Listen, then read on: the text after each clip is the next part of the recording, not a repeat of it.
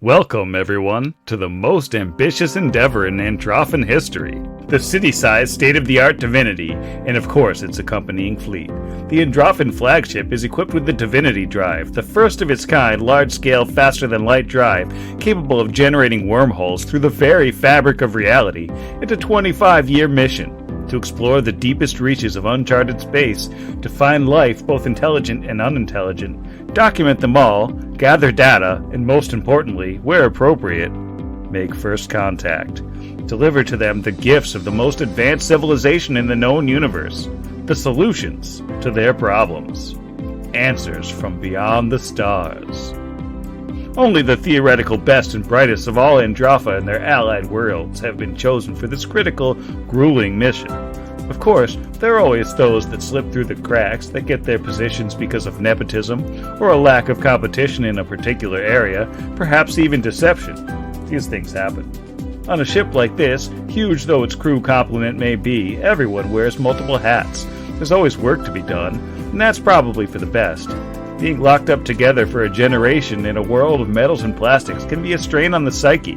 It's best to keep busy. We board the Divinity now, late in the 10th year of its mission. By this time, the intrepid crew has discovered countless arable worlds and made contact with dozens of civilizations at various stages of technological development. Humanoids who had, just a few short years ago, never been imagined by anyone on Androffa have joined the crew, signed on to the mission. Not everyone has volunteered to come peacefully, of course, but that's neither here nor there. The mission is going extremely well by any objective measure. 6 years ago, the Divinity officially passed beyond the edges of formerly charted space, into realms that had only ever been observed by the most powerful telescopes. The risks out here are high. There's no telling what might be out here. Especially now. This is Pod Against the Machine.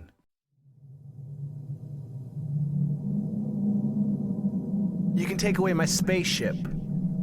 You can take away my space suit. You can even take away my space lasers. But you can never, ever take away my space game.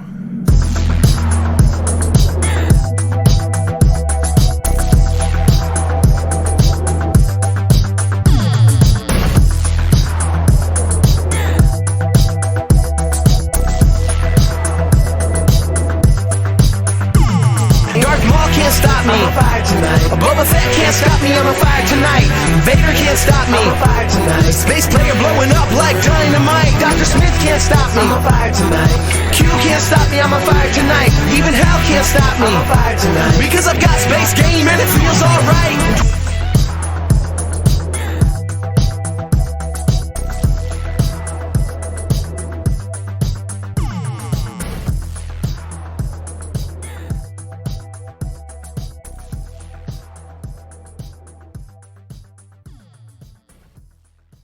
Welcome back to Pod Against the Machine, and here's a real superlative for you. The only Pathfinder actual play podcast to become a Starfinder actual play podcast for its 100th episode. Hello.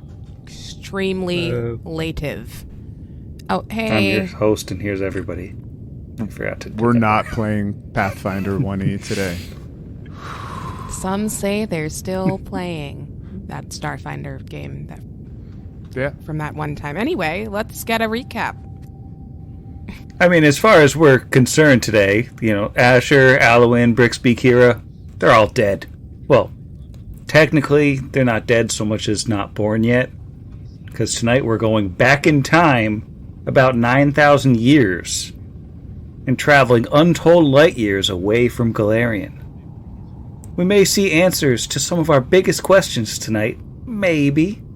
But perhaps more importantly, all of you have a rather unique chance to affect the history of an entire galaxy. The actions of the four of you in this episode, or however many episodes it winds up being, will resonate for at least 9 millennia. The very capable Mumble might never know, but you're about to shape their futures. In the last few weeks, the Divinity, traveling at sublight speeds, has passed into a curiously empty section of space. A vast, freezing blackness between the stars. In this space, things have been unusually quiet.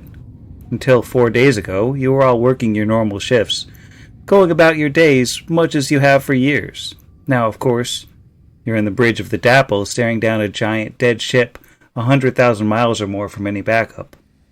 But before we get into that, we're going to flash back a little bit more to the moment all of this started.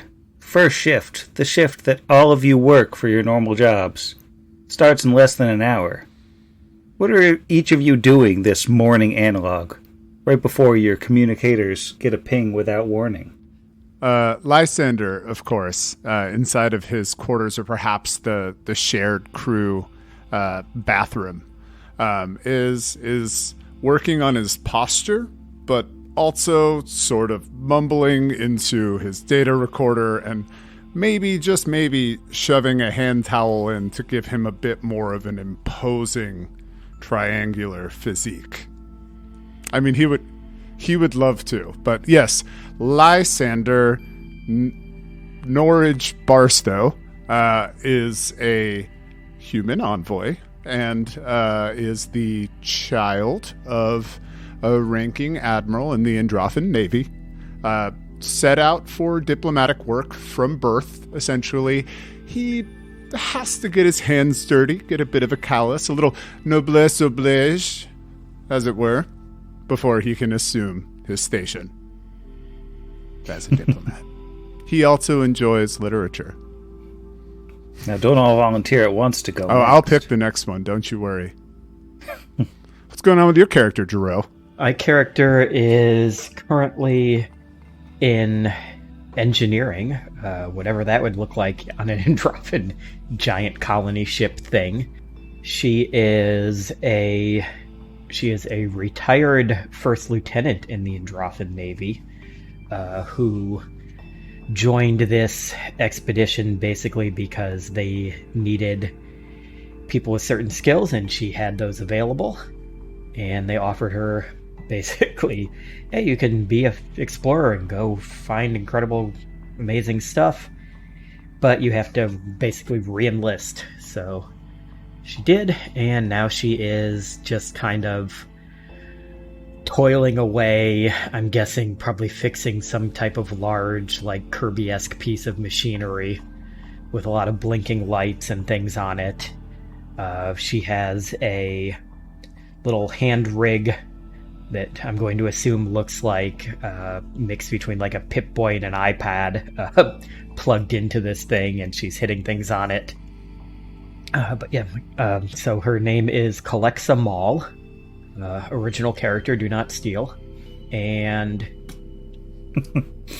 she is an Androffan human woman. She is a mechanic with the ace pilot, what do you call it? It's not specialty, it's theme.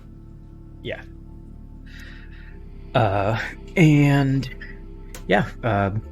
That she was a pilot when she was in the Navy originally. She came back on. They didn't need pilots, but she is working as an engineer because she is also a very skilled mechanic. Yeah, that's about it. Physical description, imagine Cass Anvar with longer hair and no beard. Jeff, what is your character up to right now?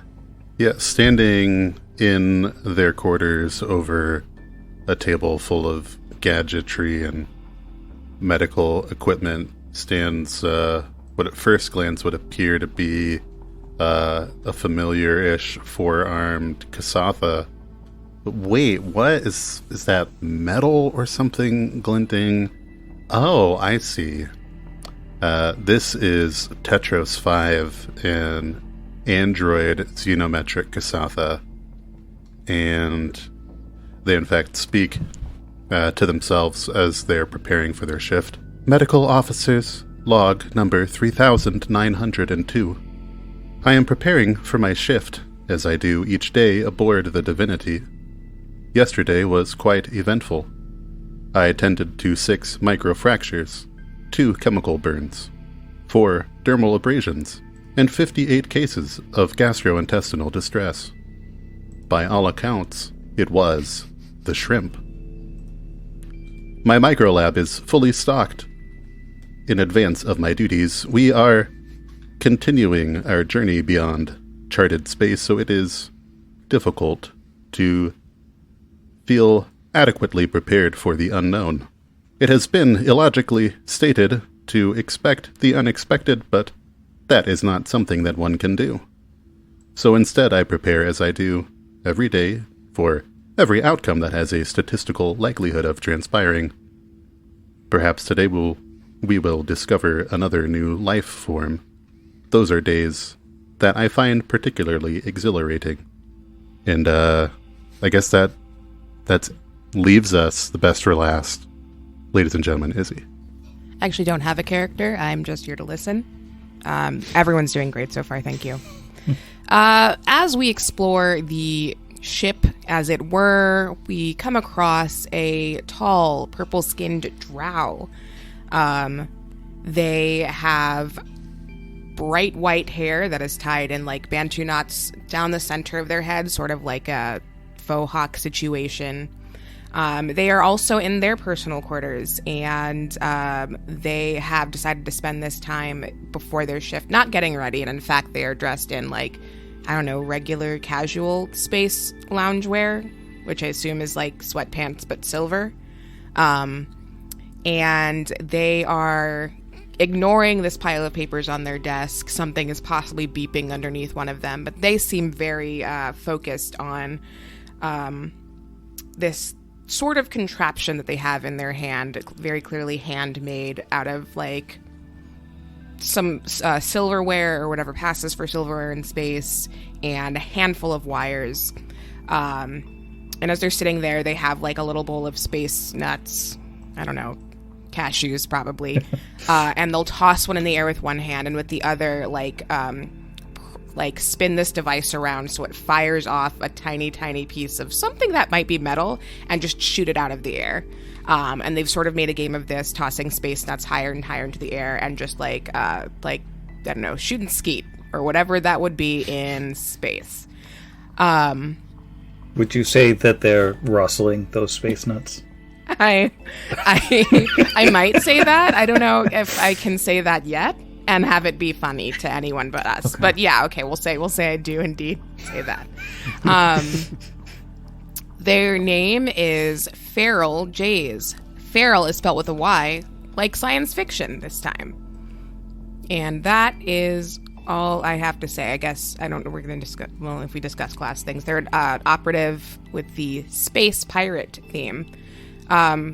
The rest of the crew don't know much about them. They don't spend a lot of time talking about themselves or other people or anything, really, frankly. They kind of keep to themselves, just kind of shooting stuff as the need arises. You may have heard rumors such as, like, they're an escaped princess from a powerful drow homeworld that shall remain conveniently nameless, or perhaps some sort of space pirate with a literal pirate ship, not the space kind that was manufactured specifically to be in space and open wide, but no one died because that's how amazing space is.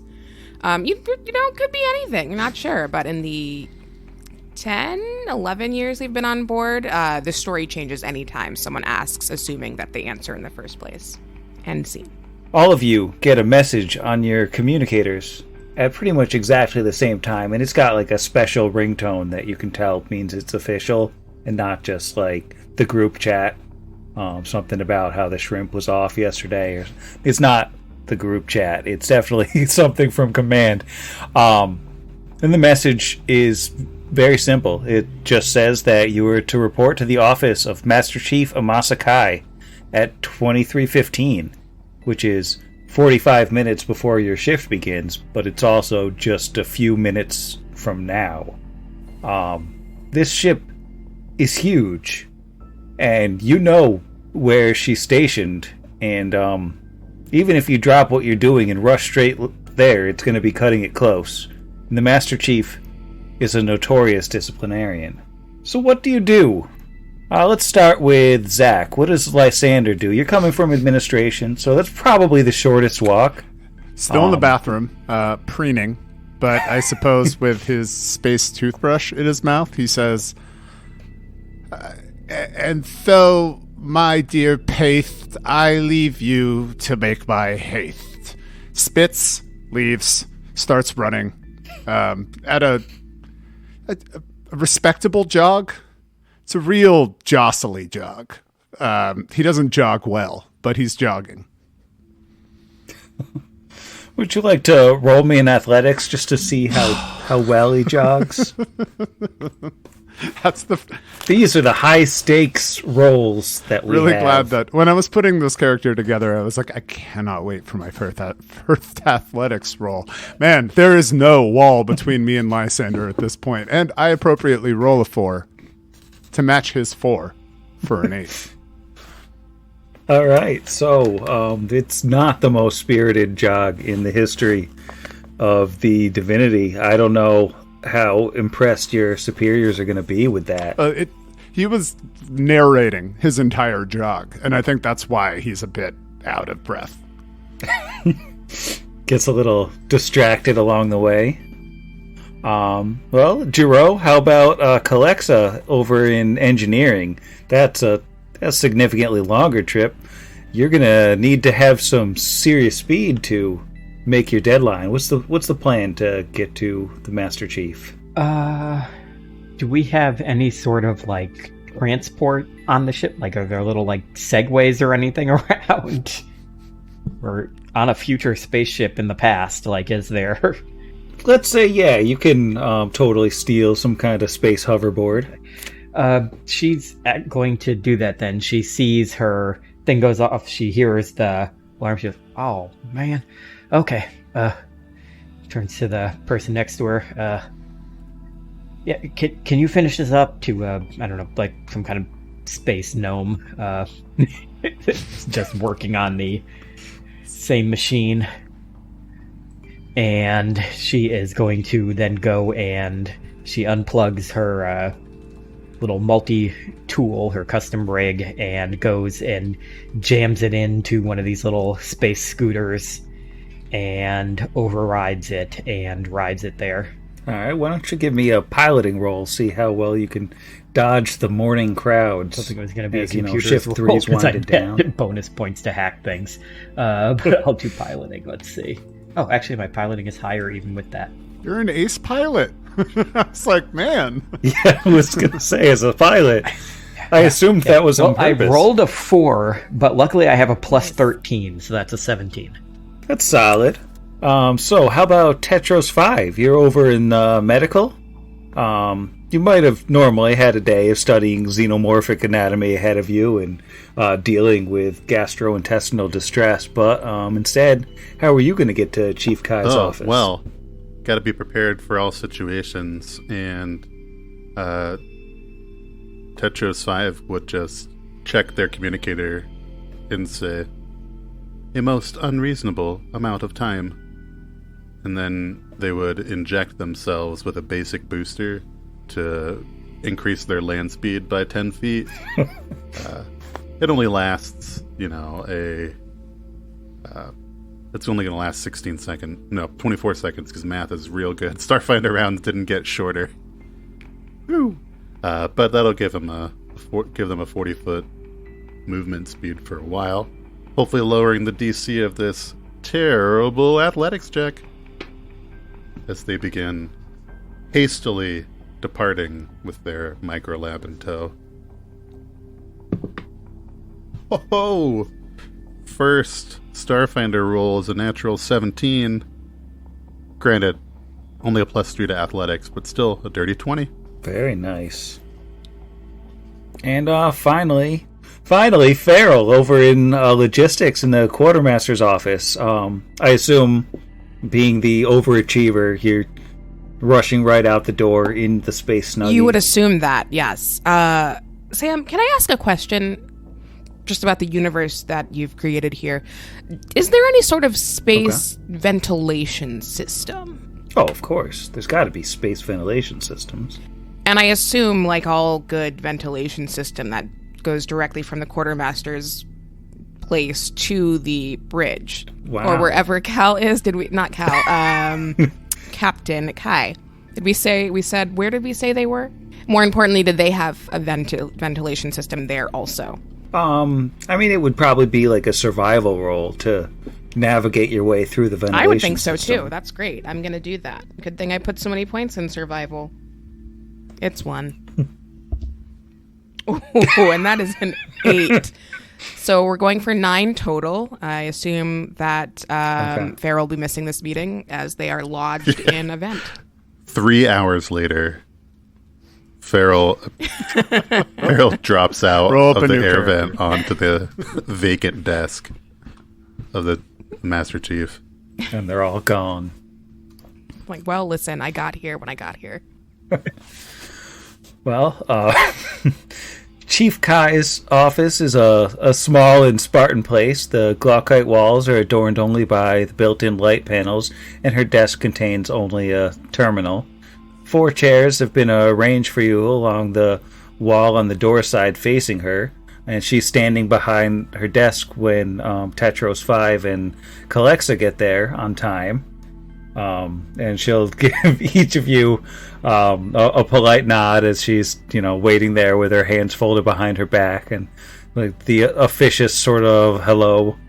And then maybe 23:15 arrives and no sign of Lysander and maybe some banging around in the ceiling. But I think, a couple more minutes pass and she's sighing and checking her space watch, which is still on your wrist for some reason, but very, very spacey. And eventually, I think maybe there's some clanging in the wall as a vent pops open and there's Farrell. And almost that exact instant, Lysander will come huffing and puffing to the door. Can I say that Farrell at least stuck the superhero 3-point landing? Just dropping from the vent?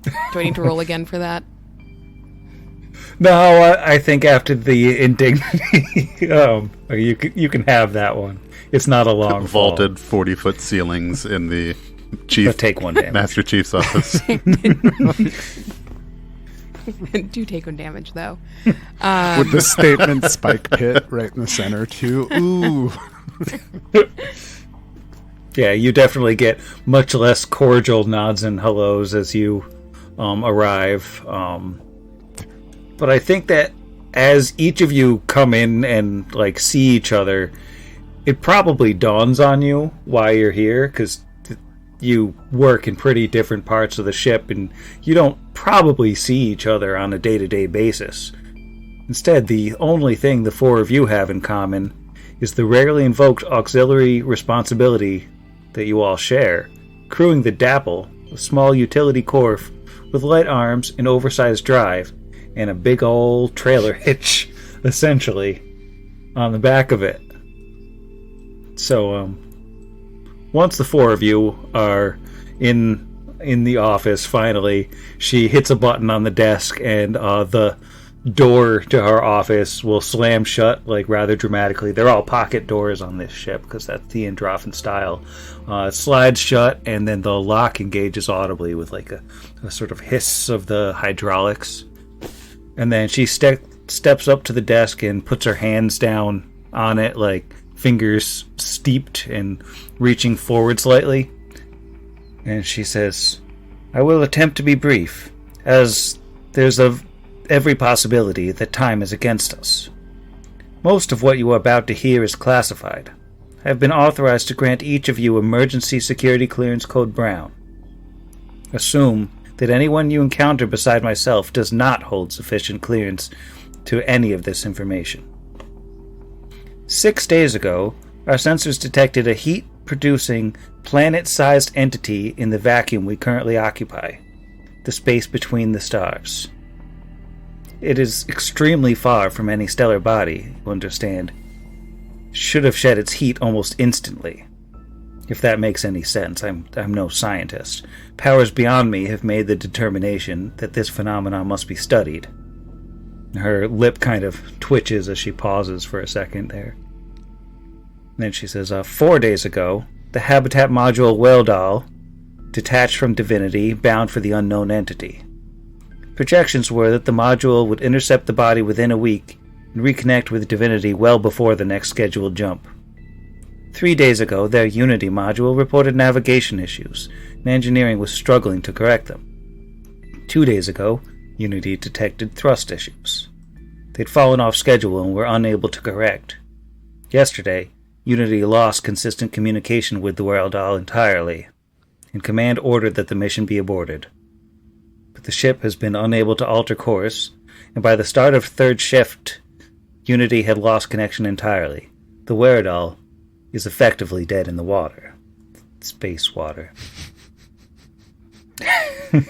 So then we need to fly out, match its speed, grab it, and try to bring it back here. Oh, essentially, yes. Do we have any guarantees that whatever put it out of commission isn't going to do the same thing to us? Well, we don't know what happened to it besides technological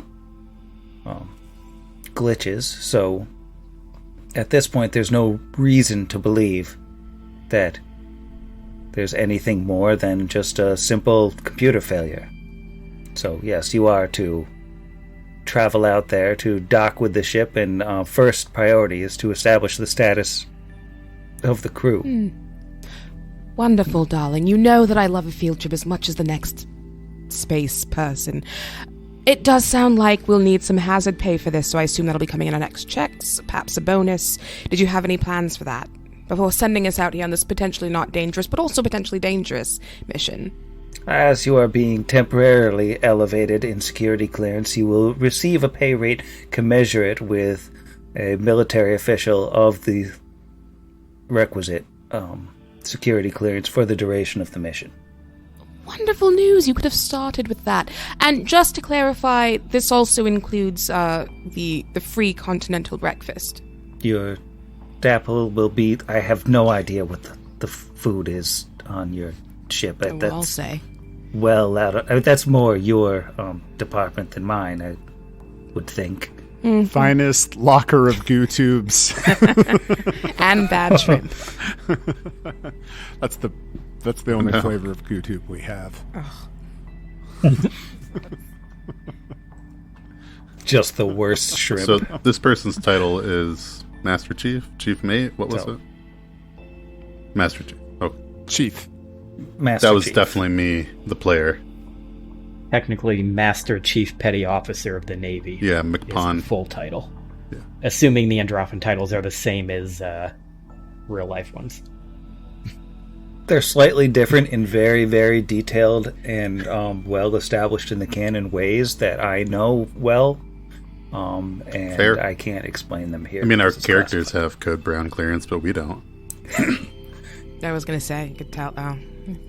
Yeah, this That code makes the most double sense. brown. Extra brown. It's code rainbow. Just the Excellent. codiest. This is going really well. I can only hope it takes us as long to get into a dabble as it does to get out of a van. Tetros would look at the Master Chief and ask her, did Unity provide any new information regarding this unknown entity's status prior to the module losing contact? It is still hundreds and hundreds of thousands of light years away from the Wereldal, so we've only been able to provide just the most base level scans. There appears to be signs of organic life, but they haven't been able to make any determination one way or the other of what they would be. Obviously, for something to be alive this far from a star is quite remarkable, but it's not worth losing an entire habitat module, let alone the people inside. And Chief, oh Chief, my Chief, how many brave souls are aboard? A full complement is 42 people. That appears to be the answer to everything. Thank you. That is untrue on many levels. No, I'm pretty sure I read that in a book somewhere. Yeah, 42. I think he's right. Well, there you have it. 3-1. Tetros says nothing more on the matter, but is convinced of the very low intelligence scores of his shipmates.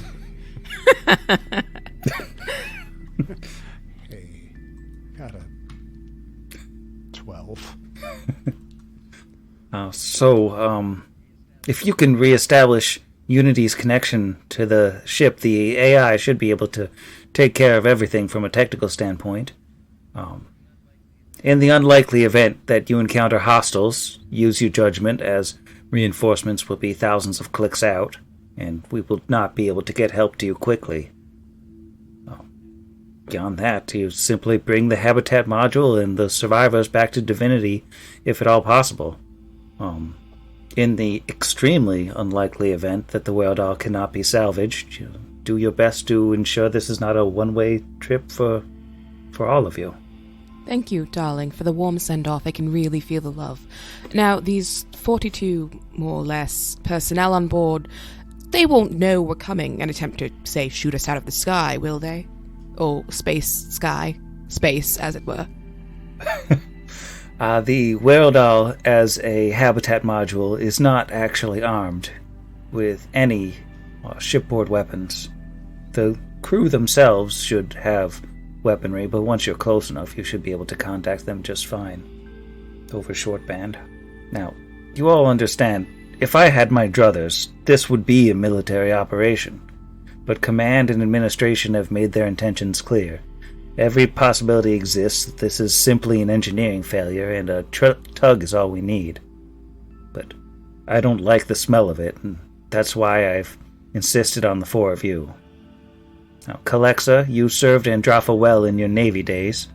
I'm familiar with your service record, and speaking as your would-be commanded officer, I'm prepared to trust your judgment in the field. Tetros 5, you're state-of-the-art, as simple as that, the latest model that we have, and you should be more than prepared in the event of a medical emergency. Since we don't know the state of the Werewolf's crew, your services may well be required in that regard. Farrell, you've joined this crew with your people's highest possible commendations. I'm honestly surprised that someone with your resume isn't in a command post, but we're lucky to have you. We need you to keep these people safe. And she turns to Lysander, and her eyes kind of narrow, like she's trying to bore a hole through his forehead with them. And it's like a long and deeply uncomfortable silence. And then she says, Mr. Bosto, I served under your father at Gavura. Were it not for his bravery and quick thinking, I would not be standing here today. He has written you an extensive letter of recommendation. I recognize that this will be your first field command, but if you're half the man your father is, or a quarter of the man he says you could be, you will be more than equal to the task. Well, Chief, I'm not quite good with math, but I promise that the greatest of men have always stood on the backs of their fathers. Give my regard to your druthers. Sorry about your druthers.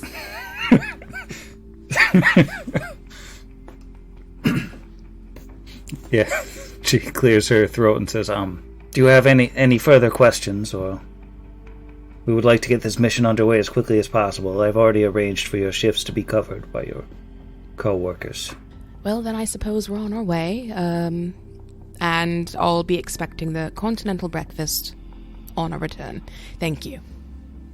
And Farrell's gonna, well, I guess the door is locked, so they'll turn toward the door, and try to leave, and when that doesn't work, we'll instead turn and shoot a cashew out of the air, just as a sign off. And then, I guess after a second of totally having forgotten that she did lock everyone in here, she will release the door and let it slide back into its pocket. And Calexa, before we leave, will say, just one more thing, sir. You did say that if you had it your way, this would be a military operation. So, does that mean that we could possibly bring a bit more ordnance with us than we normally would on this type of mission?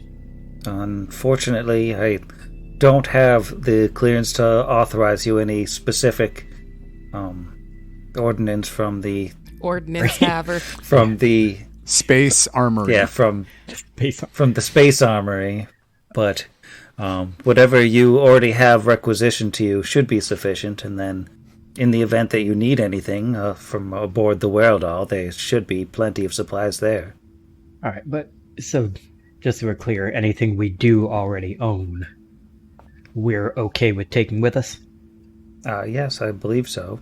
You're not saying you own like a tactical nuke or something? No, wouldn't. nothing like that, sir. Okay. At that, Farrell pokes their head back through the door. Is like, what was that? Tactical? No. Imagine Why she would just anyone narrows her eyes at me. Has anyone seen my tactical nuke, Cozy? Yeah, she's like, okay, I'm taking you off the mission.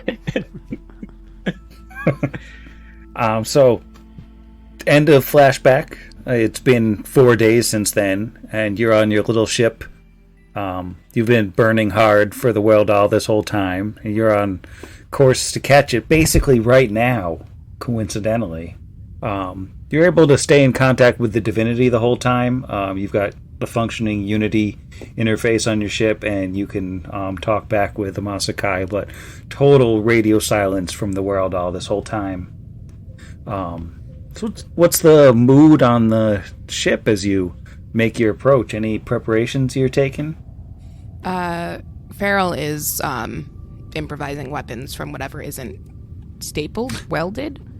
How do you stick things in space from anything that isn't stuck? Probably welded. You use Or that like magnets. double side, that blue like putty that sticks. Scotch double-sided tape. Anything that isn't attached in some way to the rest of the tugboat is being used. It's all like adamantine thumbtacks, actually. Just punched right into the wall.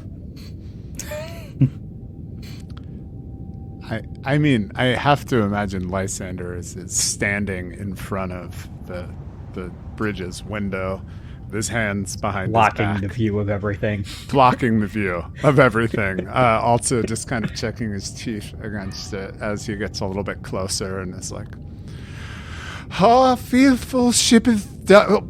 Sorry, our trip is done. Trip is done. This ship has weathered every rack. The prize we have thought is won. The port is near. The bells I hear. The people are all exulting." With a slight bow, he turns to the completely empty bridge. Farrell just mutters under their breath, "Space nerd." Collex is just kind of concentrating on piloting and getting us matching the speed and everything of this thing. As I Doing know her from job. reading through Expanse a lot, even when something isn't moving, they have to spend 3 paragraphs talking about how it's still technically moving. Oh, this thing is so It's technically moving so moving. hard. It's the most technical Tetros would be of all moves. sitting, and Tetros always sits just with rigid posture, like there's no programming on how to relax into your seat.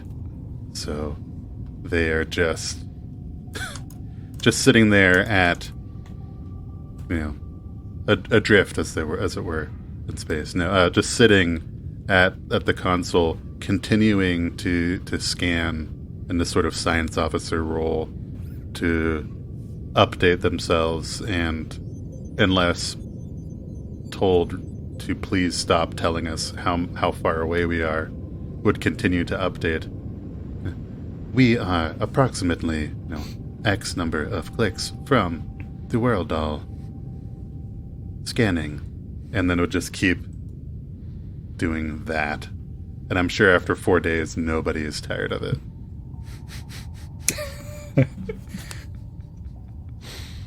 Well, I do think that, thankfully, you're close enough to actually, scan the ship. You probably can't physically see it because space is so gigantic, but the instruments Especially are picking it the up. saxophones. Yeah. Then, does that sounds like a computer's check? Yeah. I think Let's that see if would we can be get some appropriate. info on the old Weldall, Weredall, Rolldall. That's a natural 20 for a 32. Ooh. Wow. You get so much information about the Weredall. The scans are definitely pretty conclusive. The ship's reactor is still up. Looks like it's running nominally. It appears to be pretty high power output, like higher than you would expect for a ship that's not using its drive at all. It's not going anywhere, and it doesn't have any weapons, so it's hard to say what it's using that power for. Life support is still running. Based on your scans, the atmosphere appears to be breathable. You have life signs indicating 37 living crew, which is 5 short of a full complement, but given the circumstances, it's not horrible. There are people alive in there. I think based on what you can see, something definitely did happen here, and they can't move, they can't communicate. They're kind of sitting ducks. Did the scans reveal any damage exterior-wise? It looks totally clean. No. Okay. Scans indicate that the Weredall is still largely functional, although not in motion. Reactor output is unusually high, but life support is still functioning normally. Atmosphere appears breathable. 37 life signs detected on board. 37? Yes, in a row.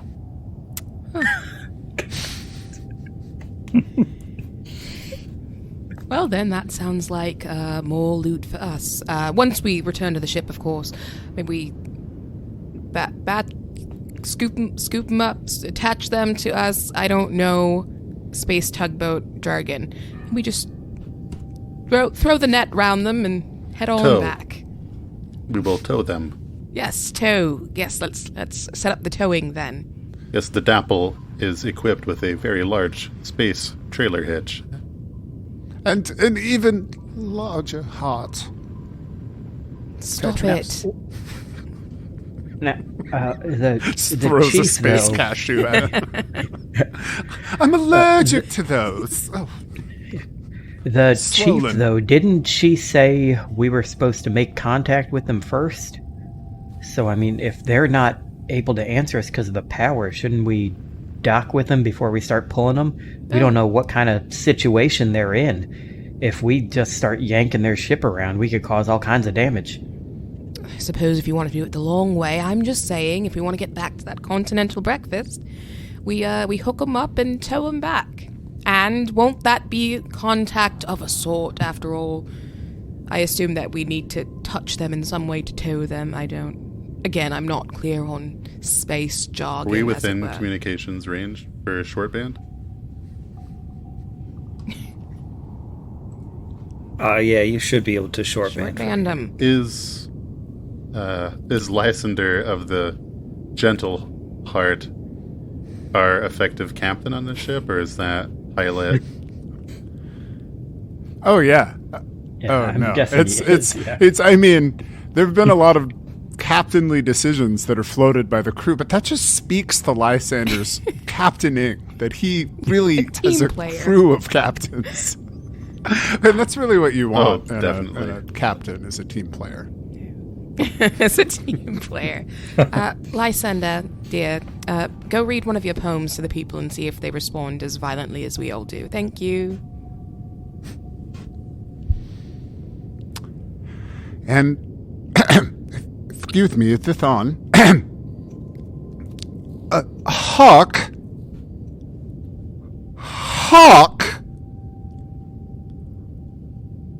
I say. Then squints into the, just straight, like maybe an inch. He really doesn't get technology very well. So he's maybe about an inch from the short band. Then he turns over back to his friend Tetros 5. Did it send? Would you like me to activate the comm, Captain? Yes. It's a fine rehearsal, which is what's needed for a monologue of saving, rescuing. yes. I'm ready.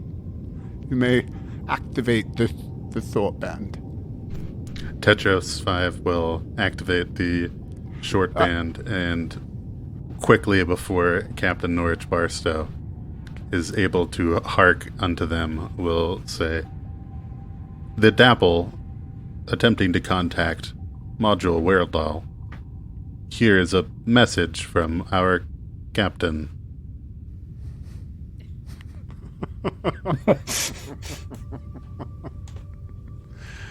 Oh, Wereball, wear out thee in the... Oh my God, I can't say it. You can. I believe in you. I got this. Whew.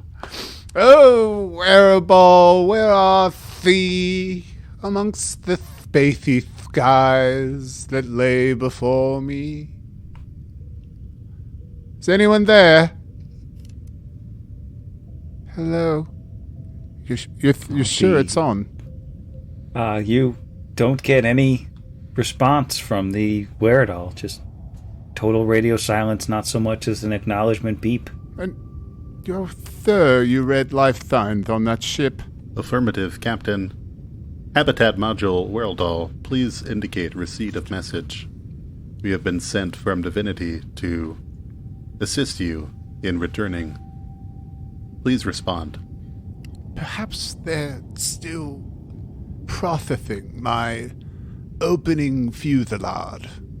Yes. Have you tried Shel Silverstein? He tends to be a little more accessible than you. That tree gave so much.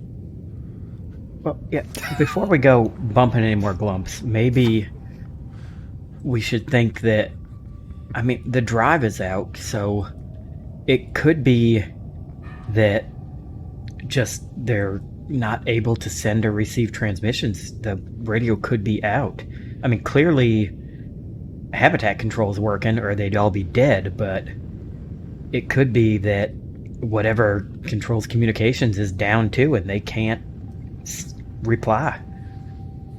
It just seems more and more like we really need to go on board, like the chief said. I think Unity will chime in at this point and say it. I am not detecting any activity from the radio antenna whatsoever. Well, I do love a party. I suppose if we need to put together something boarding-wise, I can, make sure that we're along safe for the ride. And also, there's other people on board the ship. They'll be safe too, I guess. And we'll, reach into a pocket and pull out a pistol of some sort. IDK. Farrell knows much more about space weapons than Izzy does, but it's impressive. It's just the spaciest of space weapons. It's so space. If I had a choice, I would look like the Needler from the Halo games, since that's in my head now. I was gonna guess moving the Martian's little pistol thing. Oh, I want this. I mean, I'm pretty sure, mechanically, it's very tiny and unimpressive. But in my head, it's a whole space cannon. You cut all that out. That's fine. Here we go. No, you it's canon. absolutely would have been canon. gifted the noisy cricket.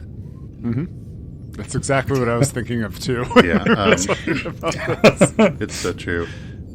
Perhaps, Captain, the radio antenna not showing any activity may be a sign that it is either not functional, as Calexa has suspected, or perhaps its range is reduced from whatever mechanical issues has befallen them. We should continue to attempt to make contact as we approach. Yes, but what is better than an audience already in captive? Let's dock. Let's dock. Right, one docking coming up. Piloting check. Yeah, and you know the docking tubes on the habitat modules are on the underside of the ship. Not that there's really any up or down in space, but effectively, it's, you come up from underneath it. I'm gonna Let's get a piloting check, too. I'm gonna switch back to physical dice pretty soon. That is my third roll under a 6 in a row. Because I accidentally clicked computers earlier when Jeff was doing it and got a 5 and just got another 5 now. So that is an 18. All right, well, lucky for you, this is not a very difficult maneuver, since the ship is a big target and it's not doing anything evasive at this point, it's just drifting. So you're able to come up underneath it and bring your tugboat up along the much larger ship's docking tubes and connect, but looks like the interface for the docking tubes doesn't automatically engage. It's almost like we're going to need some kind of a computer's check to make the computer do what you want. Would this be considered... would it be considered getting inside a computer or electronic device? Oh yeah, it's actually all skill checks. I think it was only for hacking, but it's literally all computer skill checks that goes on to. So it's probably just on my sheet as it is. Oh yeah, it is. It's already calculated in for everything. Awesome. Unless our medic wants to do it, because I don't know if you have a higher computers than me. Tetros has a plus 12. If this were hacking, he could also do it in half the time because he has his 4 hands and his 4-armed hacker feat, or 4-handed hacker rather. He has 2 computer hacking kits, so he can do it with both sets of arms. Yeah, is this a hack, or are we just doing a handshake with their system? I mean, this is effectively a hack because the system's basically unresponsive, so you're kind of brute forcing your way in. So then she will turn to Tetros and say, "All right, Metalman, this is your area of expertise." Oh, hang on. Expertise. You want to roll to aid? Yeah, I'll roll to aid. That is a 23. That is inevitably going to be better than my entire roll, but let's see. I am both mechanical and biological. And then he will, with his 4 super cool alien hands, roll computers check. Yeah, so I rolled a 22. Plus the aid would be a 24. So 24, you did it.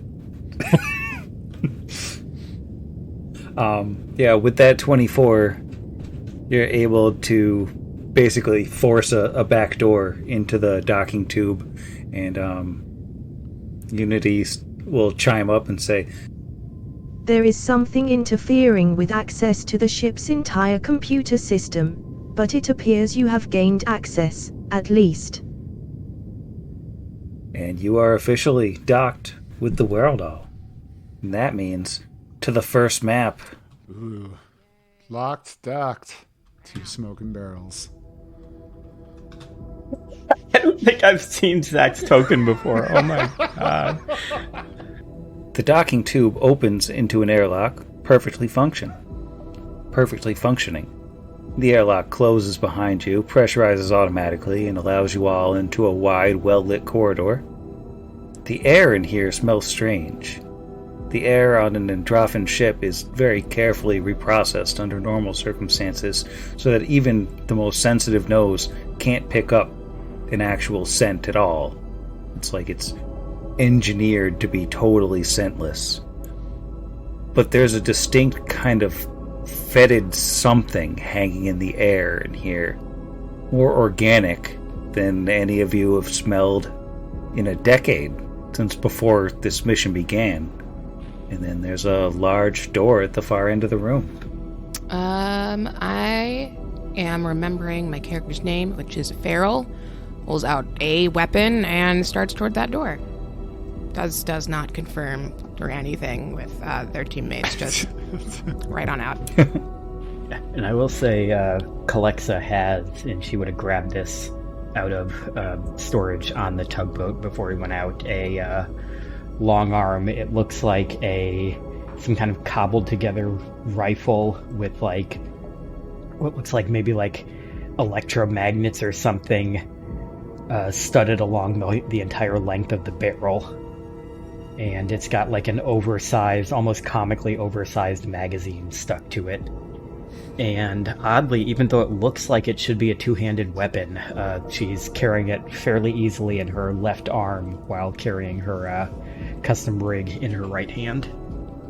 Tetros, in his left set of arms, is wielding what looks like a spear, but on the end of it is a uncomfortably large syringe. And in his right hand, the top right hand, they actually do have an advanced needler pistol, because that's a real thing, is he? In Starfinder. And when Zach was joking in our Discord earlier about so many hands to stab with, that was exactly the plan. Attached to the bottom of the needler pistol in basically like a bayonet is a syringe stick. So they are prepared to help or hinder from multiple ranges and still have a free hand in case, somebody needs a serum. He looks around and says, "Oh, if it's going to be quite dangerous," and pulls out his Ifrit class Infernian space pistol. First try. No time has passed. Okay, well, if we're all actually saying our weapon names, then I will pretend that I always knew that you could actually have a needler, and that's fine. And instead go for a Angkor pistol voltaic, which was literally the first thing on the menu. So truly don't know what it can do, but we will see. So that's all. Thank you. I know you're really hard trying to do a flavor text, but you mentioned this distinctly different odor, and is that something that a life science roll could be used to recall knowledge about, to see if we can identify what this odor might be from? Is it just nasty 37 life form sweat? What's going on here?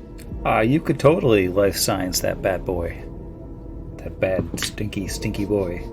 I was really hoping this was some really weird, small 7 of a 17, but it was an upside down 4 for an 18.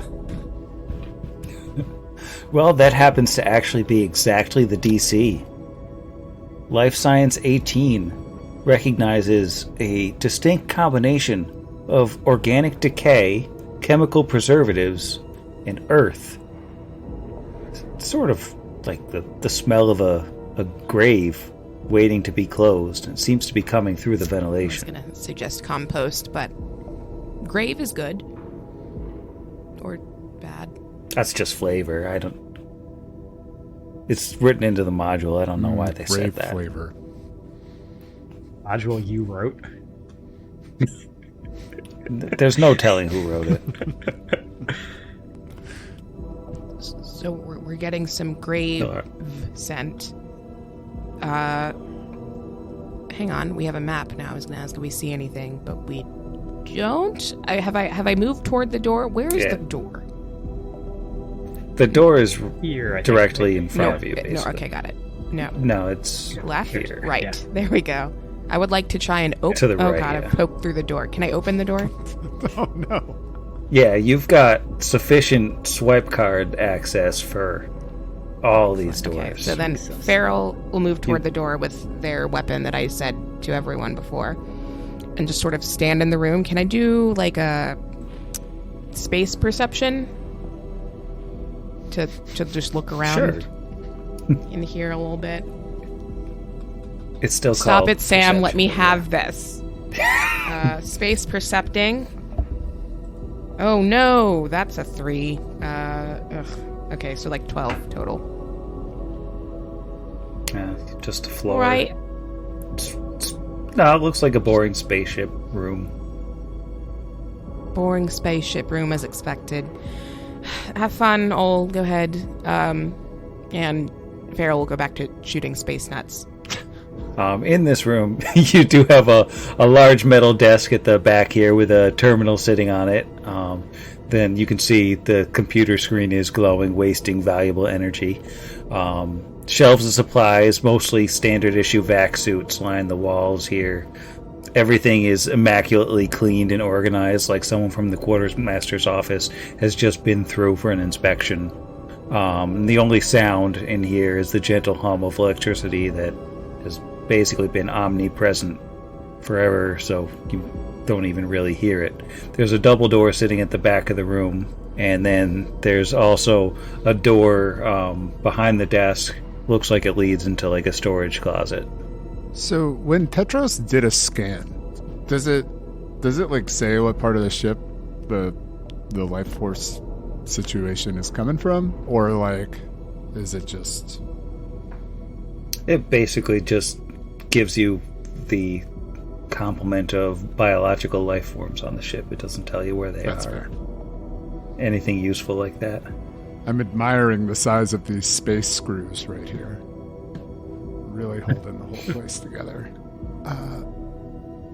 Does anyone see anything?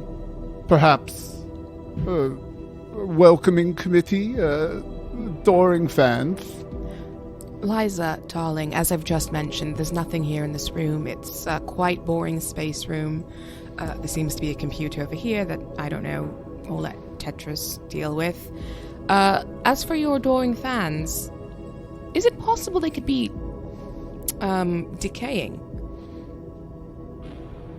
I may appeal to an octogenarian, centenarian set, but I would say that my prose resonates with the youth. I resent that remark.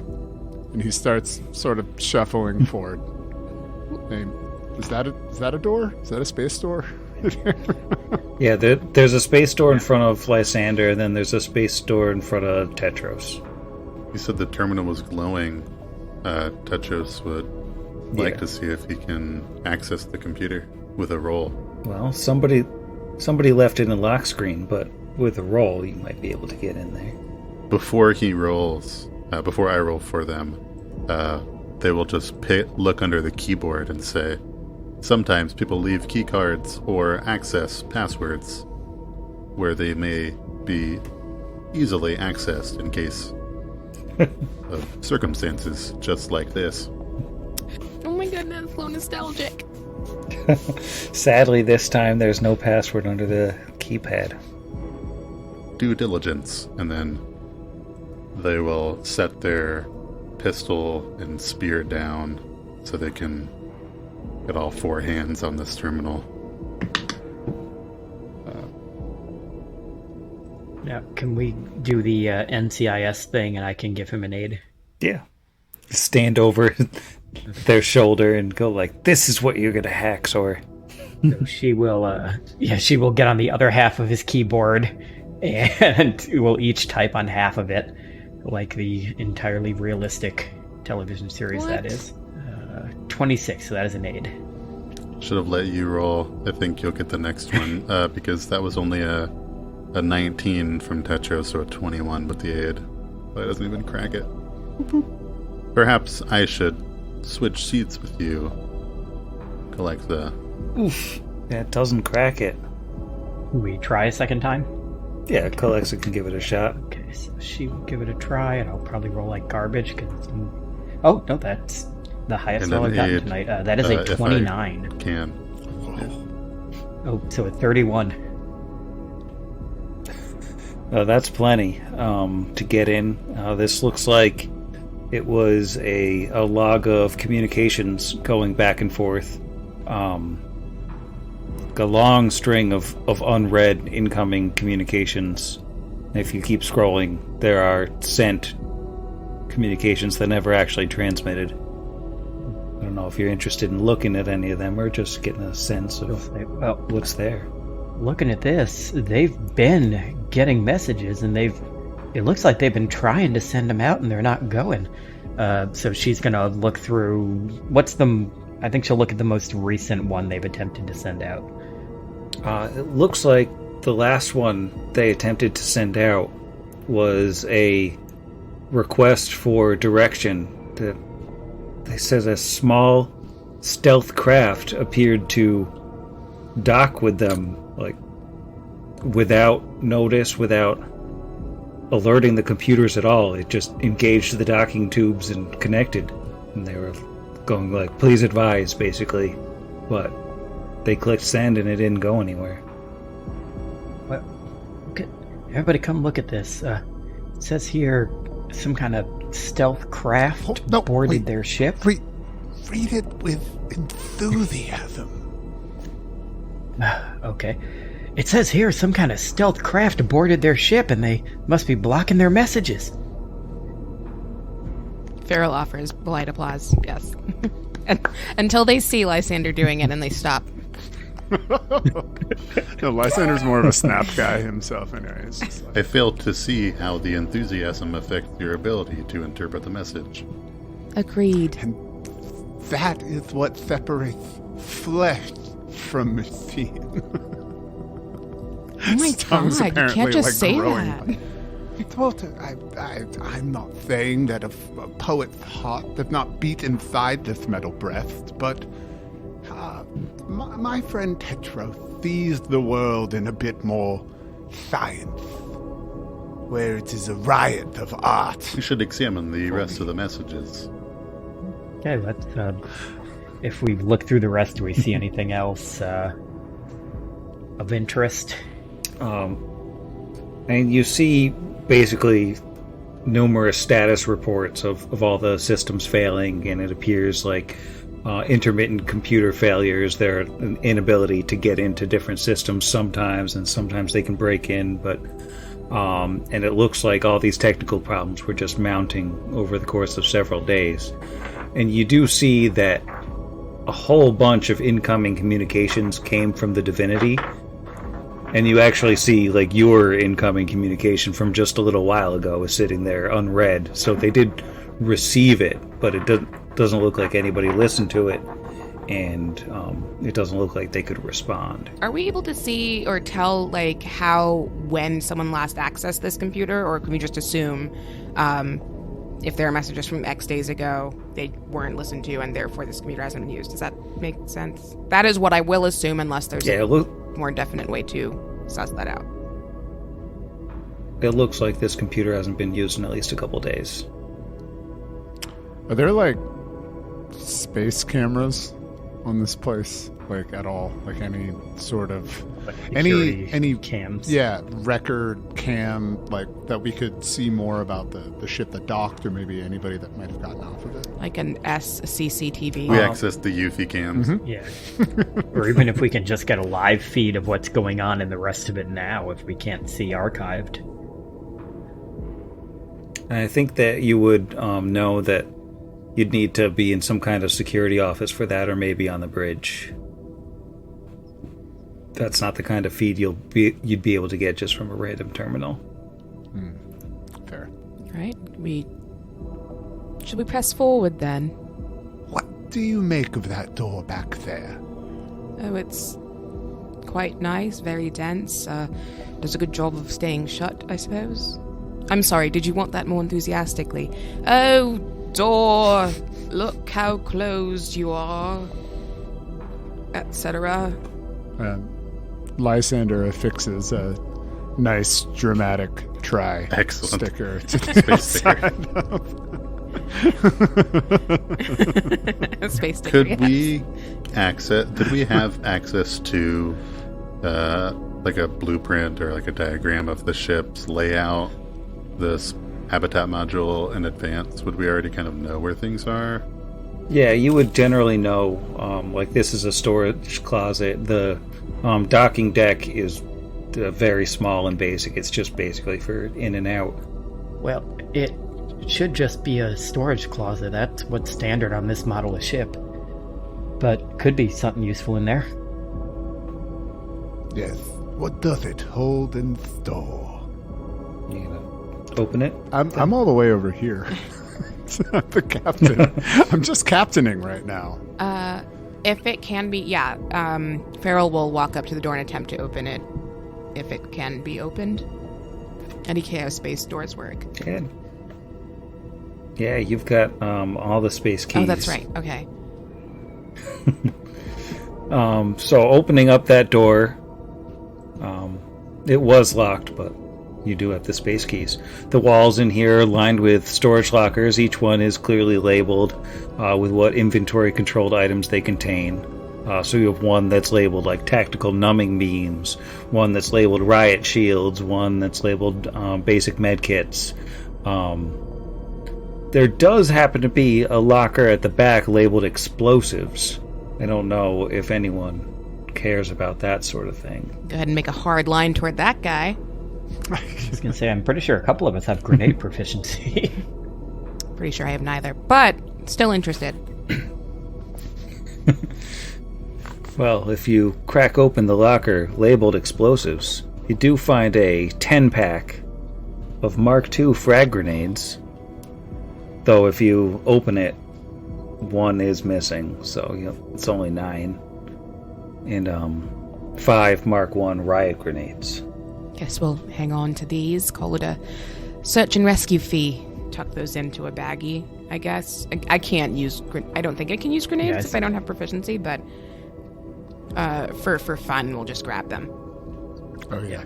Lysander will hold on to some of those. Yes, Collexa will also take a couple. I'll take 3, 4. Do you want a bunch? Or you have a long. I'll take right? 3 of each. Yeah, I was gonna say you all should take them first, and then Farrah will take whatever's left over just because they like exploding things. Well, I did already have 2 of these. Captain, the message logs indicated that small stealth vessel had docked. Perhaps I should return to the Dapple and attempt a scan to see if there are any ships that may have evaded our notice. Perhaps. But we could also do that from the bridge. We're not confident. Not very smart. Oh, Captain, my Captain. We do not know whether their sensors can be accessed, but the Dapples maintain functionality, at least as of now.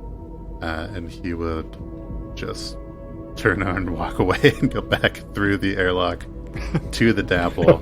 Yeah, let's get back on the Dapple. You all good. seem very We are competent about- and can handle yourselves for a few minutes while I attempt to scan. They will absolutely, even though he doesn't breathe, androids don't breathe, they would sort of have a sigh of relief and a moment of solitude, and would return to the Dapple, splitting the party. Unfortunately, the Dapple is full of No problem. monsters. The Dapple disconnects. The Aslanti are there. Yeah, if you want to give me another roll to scan from the Dapple. I assume everyone else is taking off into the ship while you're gone. Mm-hmm. Different directions. That's totally fine. Much better since it wasn't hacking. 17 on the die for a 29. Seeing if there's any indication of this or any other sort of ships trying to avoid notice evasively. Yeah, it doesn't seem like there are any other ships in the vicinity. So either they're very, very hidden or they're not there. As has been discussed in another Starfinder podcast, Tetros will turn the keys off, turn the Dapple off and take them with them so that the ship can't be stolen. Because starships have keys. Makes sense. Well, why wouldn't they have keys? I mean, you can also just put it behind one of the space what are those things called? Visor. The visor, space visor. Yeah. Space visor. Yeah. Flip it down. And there's like a lot of sun That's space rearview mirror. out there. Yeah, no, the little like sun visor that you flip. Oh, that guy. a bit Yeah, like yeah, that. yeah. Sure, Mhm. sure. Yeah, you can just stick the keys back there perfectly. The ship has its own VMODs. I love it. And then Tetros will return. How was right. your sojourn? I did not detect any other crafts of any kind. It was... But you should probably go check again. You know 'cause what? Maybe they just got Let's all get on the dapple. Let's do a Let's little. head back. I think we could have docked better, honestly. Let's get on there. Let's have a long docking Back sequence. in the van. Tetros retrieves their weapons and will proceed to the double The door. remaining 3 party members. All right. Are we moving on? Tally ho. Let's do Yeah. it. All right. This double door at the end of this corridor opens into another hallway, a 20-foot long, 10-foot wide hallway that is not lit properly, and it's showing you things that aren't really on the map.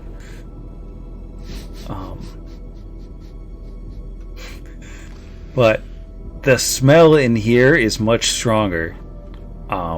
Like, you'd almost expect the ground to be covered in dirt, just that earthy smell coming in here.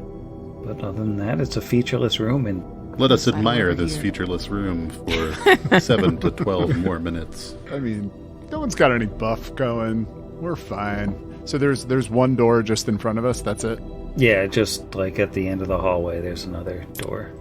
Like to go ahead and pop that one open as well, if the super keys work.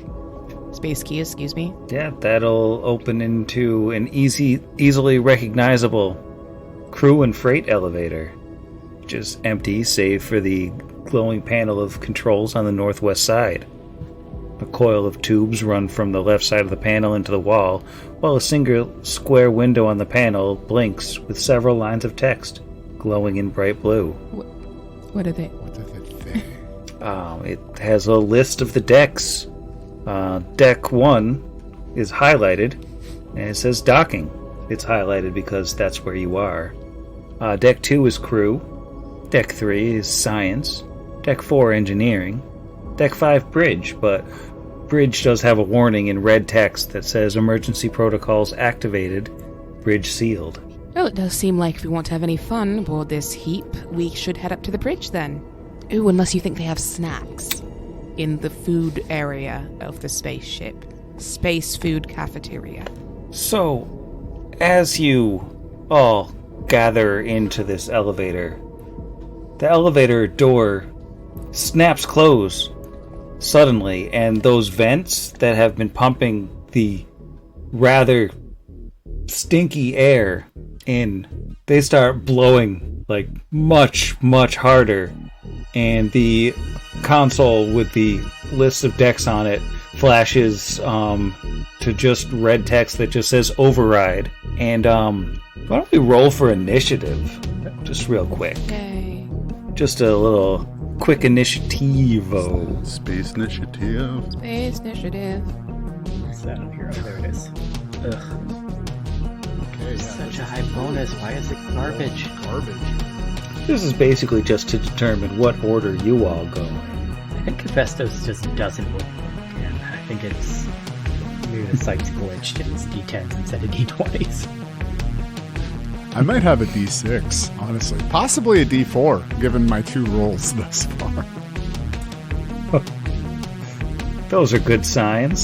So what does Calexa have? Calexa rolled a 7 for a 15. Really putting that improved initiative to use. Alright, how about Tetros?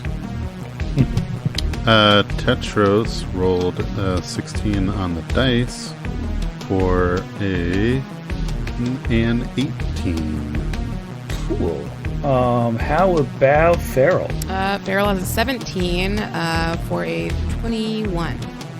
Alright, and Lysander. Respectable 2 for a 5. Wow. Alright, so let's start with Farrell, since Farrell got the best initiative. Before you do anything in this locked and increasingly stinky elevator, can I just get a real quick fortitude save? Sure can do that. Uh-oh. That's a 2 on the die. This is fine. I'm gonna look at my so that's a 4 total. Good thing I am so fortitudinous. Uh-oh. Guess what? You're poisoned. You are officially on the wisdom poison track, which basically means you get the -2 to will saves and a -2 to wisdom-based spell DCs, which probably doesn't affect you. Yeah, no, not particularly. Poisoned, okay. But wisdom poisoned? Yeah. Okay, I'm gonna add that to my character sheet because of how I know what that means. I mean, you just read it, so I do know what that means. It's fine. All right. And is there anything you'd like to do against this situation you find yourself in? I would like to... is there any sort of locking mechanism that we can see? Or like, and otherwise, I guess there's that... Is it just the panel that we can see with the decks on them? Yeah, there's the computer panel you can interface with, and then there's the vents that are actually pumping gas in here right now. I guess I'd like to try and close the vent. They're not giving us, like, breathing air. I mean, they're giving us poison air. Right now, they are giving you some poisony air. Yeah, let's pop those closed. All right, you want to do an engineering check to try to force those vents shut? Absolutely, I do. Come on, team. Nope, that's an 8. This is not my night, except for that one time I rolled initiative. All right, well, the vents remain open. The gas keeps coming in. Let's see. Tetros is up next. Now, you said Tetros doesn't have to breathe. Is that correct? So yes, Tetros does not breathe, and so don't suffer environmental effects for being in a vacuum. But unless this an effect specifically targets a construct, I do get a racial bonus against disease and poison, etc. So I think I could still be poisoned even though I don't require oxygen. I don't know how you'd rule that. Well, I think it would probably be if you're injected with poison. But Okay. Yeah, it would depend on how it's administered, yeah. yeah, I would say since it's in the air, you get a pass on this poison, and you can take an action to try to fix the situation here. Okay. So the only panel that we saw was the deck selection overridden. And you said the vents, I could try an engineering to see if I could shut them. Yeah, you can try an engineering to shut the vents. You could try to hack the panel. Okay. While they move to try and close the panels, the vents, Tetros would say to his crewmates, I recommend you activate the environmental protections on your armor. Since all of you breathe, it will protect you from, well, the environment. And then he will attempt to close the vents with an engineering. Probably not. 21. Ooh, so close. Yeah, with a 21, it's just not quite enough to get the vents closed. Maybe you get one of them, but there's, probably 4 vents around the room. The gas is still coming. The gas is still coming, and it doesn't stop coming. All right. Yeah, end of turn. So, Calexa, why don't you give me a quick fortitude save? That is nice. That is a 3 on the die for an 8. So you are wisdom poisoned as well. We're just walking around in here without our spacesuits on, huh? So that it was a breathable atmosphere. So you have your suits on, but it's not like it's not 0G and stuff. Yeah. So you didn't have the environmental controls, though you can activate them now to protect yourself from further danger. Yeah, I think after getting a lung full of that, she's going to activate it, so if she can get rid of this later, it doesn't immediately come back. All right. And then what would you like to do to try to mitigate the situation here? I think she's going to attempt to do the same thing that Tetros did and try to use engineering to close those vents. So that is going to be a 17, which is not going to do it because he failed on 21. Yeah. Which it makes sense that she couldn't. Oh, yeah, that's right. I forgot your about that. standard Yeah. action to activate your armor, and you're like, let me try and do that. Oh no, I only had a move So she action. could totally move to a vent, but she couldn't close the Forgot vents. that is not a swift. Well, Lysander, how's it going, buddy? Lysander, yeah, he's he's wearing a D-suit, a disembark suit. So that does have like a rebreather and a helmet, but he's definitely not wearing it. So I guess we're gonna figure out how it's going for old buddy, aren't we? That's probably not good, Cap. Oh, hey, look, it is a D6, not a D4. Because I rolled a 6 this time. First a 4, then a 2, now a 6. So that's an 8 for my fortitude save. Yes, wisdom poisoned as well. Wow. You could have got lucky. Your 8 might have been better than my 8 somehow. Off to a great start. Yeah, it's the first stage, which is the weakened one. It might be weakened. The first step is weakened. Because the only one above that is healthy, where if you click on that, it says you're cured and don't have anything wrong with you. So I'm assuming weakened is the first Wow. one. Can't believe all of the organics failed first save. Can you really not believe it? I literally almost took that Iron Stone that allows you to go without breathing because I thought it would be hilarious that he uses it for like long soliloquies and only chooses to take large inhales of breath. But no, apparently that joke didn't make it, and it would have been useful. Well, would you like to try anything to address your situation? Well, I mean, again, my standard also to D-suit up. I'm gonna do my throw on the rebreather and the helmet that comes with the disembark suit, and go. In case you all didn't know, going before me in the initiative. All right, Farrell. Feel a little under the weather now? It was not great. And so I guess they will also do the helmet thing.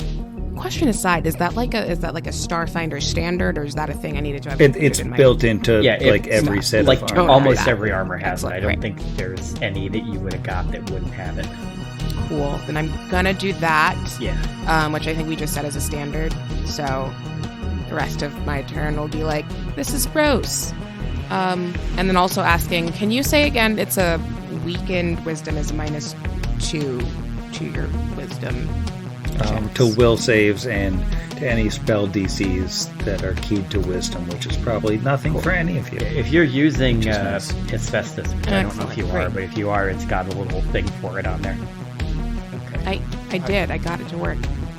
Oh, great, cool. I totally might be wrong, but it's like poisoned listed on set upon initial exposure, regardless of whether she succeeds at her saving throw. The victim loses a number of hit points equal to the poison's DC -10. Oh. Well, you all lose 7 HP. I guess. Except Tetros. Tetros is fine. That comes. Was Zach And that raising comes his out of hand, being HP. like, didn't we have homework to teacher. do? Thank you for that. And Tetros, you're fine. You should. I don't know what everyone's so worried about, but would you like to take any actions to try to resolve the situation?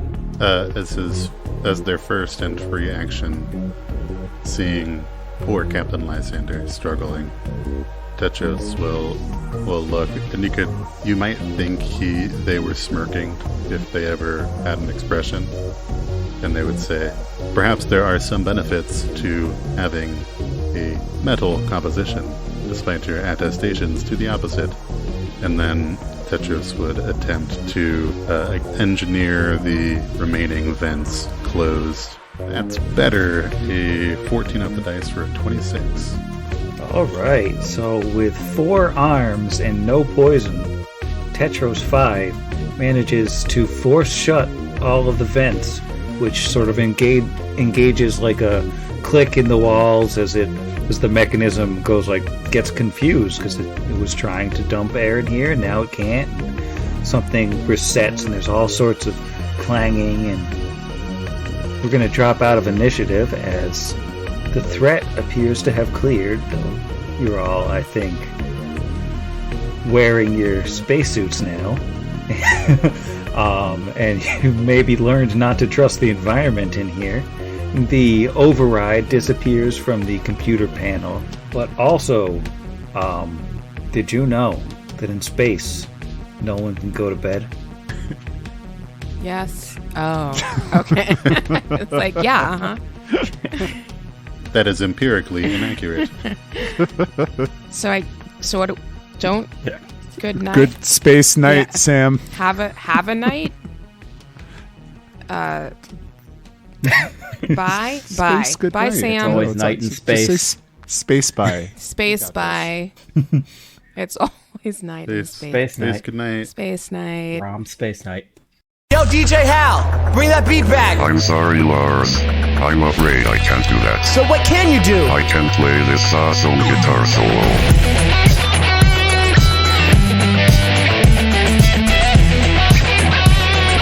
Pot Against the Machine is property of Network Against the Machine, LLC, all rights reserved. Starfinder and Pathfinder are property of Paizo Publishing. See their website, paizo.com, for more information. Yes, I'm an alien. Yes, I'm an alien. Yes, I'm an alien. I come from outer space. Yes, I'm an alien. Yes, I'm an alien. Yes, I'm an alien. I came to rock this place. Thank you to MC Lars for our theme song for episode 100, Space Game. We encourage you to check him out at patreon.com/MCLars. Additional sound credits are available in the show notes. As always, if you like what you hear, we encourage you to leave us a review on your Podchaser of choice. She backs out of the Roll20 by accidentally hitting the button on the side of her mouse while she's looking to see what Sam just wrote. And let's see. Oh man, the tip fell out of my pencil. It's a bad sign. I've forgotten your character's name. It's feral. Feral.